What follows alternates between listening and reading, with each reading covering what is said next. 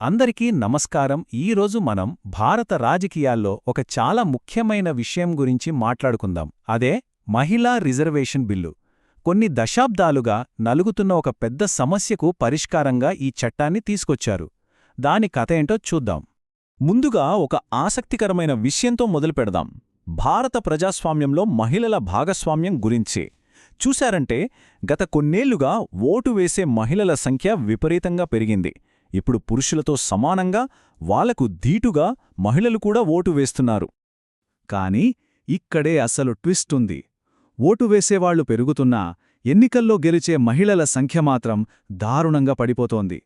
చూడండి, 1960లలో గెలుపు శాతం 43% పైగా ఉండేది. కాని 2024 నాటికి అది కేవలం 9.3%కి పడిపోయింది. ఇది చాలా పెద్ద వైరుధ్యం గదా. ఇది మనల్ని ఒక కీలకమైన ప్రశ్న దగ్గరికి తీసుకొస్తోంది. ఇంతమంది మహిళలు ఓటు వేస్తున్నప్పుడు గెలిచేవారి సంఖ్య ఎందుకింతలా పడిపోతోంది? ఈ విశ్లేషణలో మనం దీనికి సమాధానం వెతకడానికి ప్రయత్నిద్దాం. సరే, ఇప్పుడు ఈ తేడా వెనుకున్న కొన్ని నంబర్స్ని అంటే గణాంకాలని ఓసారి చూద్దాం. అప్పుడే మనకు పరిస్థితి ఇంకా స్పష్టంగా అర్థమవుతుంది. మన చట్టసభల్లో మహిళల ప్రాతినిధ్యం పరిస్థితి చూస్తే లోక్సభలో కేవలం 15.2%, రాజ్యసభలో అయితే 13%, ఇక రాష్ట్రాల అసెంబ్లీల సగటు తీసుకుంటే అది ఇంకా తక్కువ, కేవలం 9% మాత్రమే. ఈ సంఖ్యలు అసమానత ఎంత తీవ్రంగా ఉందో స్పష్టంగా చూపిస్తున్నాయి. మరి ప్రపంచ దేశాలతో పోలిస్తే మన పరిస్థితి ఏంటి? ప్రపంచ సగటు ఏకంగా 26% ఉంది. అంటే మనం గ్లోబల్ యావరేజ్ కన్నా చాలా వెనకబడి ఉన్నాం. రువాండా, క్యూబా లాంటి దేశాలు కూడా మనకంటే ఎంతో ముందున్నాయి. ఇంతకాలంగా ఉన్న ఈ ప్రాతినిధ్య సమస్యను పరిష్కరించడానికే ప్రభుత్వం ఒక చారిత్రాత్మక చట్టాన్ని తీసుకొచ్చింది. దాని పేరే నారీశక్తి వందన్ అధినియం. ఈ పేరుకు అర్థమేంటంటే మహిళా శక్తికి వందనం. పేరులోనే దీని ఉద్దేశ్యం, దీని ప్రాముఖ్యత తెలుస్తోంది. ఇది మహిళలకు సీట్లు రిజర్వ్ చేసే ఒక రాజ్యాంగ సవరణ. ఈ బిల్లులో అత్యంత ముఖ్యమైన విషయం ఒకే ఒక్క నంబర్, అదే 33%. అవును, లోక్సభలో అలాగే రాష్ట్రాల శాసనసభల్లో 1/3 సీట్లను మహిళల కోసం కేటాయించాలన్నదే దీని లక్ష్యం. అయితే ఈ పరిష్కారం రాత్రికి రాత్రే వచ్చేసిందని అనుకుంటే పొరపాటే. దీని వెనుక దాదాపు 30 ఏళ్ల రాజకీయ పోరాటముంది, ఒక సుదీర్ఘ ప్రయాణముంది. ఈ బిల్లు ప్రయాణాన్ని ఒక్కసారి చూద్దాం.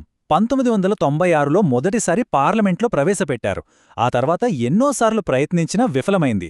2010లో రాజ్యసభ ఆమోదించినా లోక్సభలో పాస్ అవ్వలేదు. చివరికి 2023లో ఎన్నో ఏళ్ల తర్వాత పార్లమెంట్ ఉభయ సభల ఆమోదం పొందింది. సరే, బిల్లు పాసైంది, చట్టమయ్యింది. కాని అసలిది ఎలా పనిచేస్తుంది?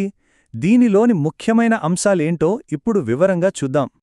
ఓకే, ఈ చట్టంలోని మెయిన్ పాయింట్స్ చూస్తే లోక్సభ, రాష్ట్ర అసెంబ్లీలలో 33% సీట్లు మహిళలకు రిజర్వ్ అవుతాయి. ఈ 33%లోనే ఎస్సీ ఎస్టీ మహిళలకు సబ్ కోటా కూడా ఉంటుంది. ఈ రిజర్వేషన్ 15 ఏళ్లపాటు అమల్లో ఉంటుంది. అంతేకాదు, రిజర్వ్ చేసిన సీట్లు స్థిరంగా ఉండవు, మారుతూంటాయి. అయితే ఇక్కడే ఒక చిన్న మెలిక ఉంది.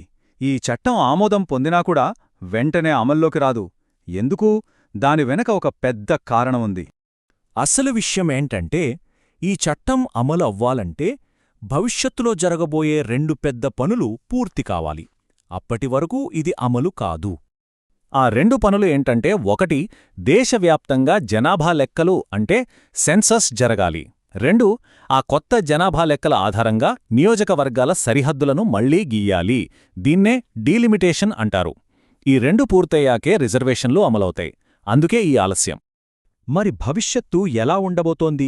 నిజంగా ఈ రిజర్వేషన్లు మంచి ఫలితాల్నిస్తాయా? దీనికి సమాధానం కోసం మనం వేరే ఎక్కడికో వెళ్ళక్కర్లేదు. మన దేశంలోనే దీనికొక ఉదాహరణ ఉంది. మనకు తెలియని విషయం కాదు. 1990ల నుంచే మన గ్రామ పంచాయతీల్లో మహిళలకు 33% రిజర్వేషనుంది. ఇది ఎన్నో ఏళ్లుగా విజయవంతంగా నడుస్తున్న ఒక ప్రయోగం. ఆ ప్రయోగం వల్ల వచ్చిన ఫలితాలు చాలా అద్భుతంగా ఉన్నాయి. ఎక్కడైతే మహిళలు నాయకత్వం వహించారో అక్కడ మంచినీళ్లు, పారిశుద్ధ్యం వంటి సౌకర్యాలు మెరుగుపడ్డాయి. పిల్లల చదువు, ఆరోగ్యం మీద ఎక్కువ దృష్టి పెట్టారు. ప్రజాధనం కూడా సరిగ్గా ఖర్చయిందని అధ్యయనాలు చెబుతున్నాయి. చివరగా ఈ మాటతో ముగిద్దాం. మహిళలు నాయకత్వం వహించినప్పుడు దృష్టి అధికారం నుండి సాధికారత వైపు, నియంత్రణ నుండి అభివృద్ధి వైపు మారుతుంది. ఈ చట్టం కూడా అలాంటి మార్పునే తీసుకురాగలదనే ఆశిద్దాం.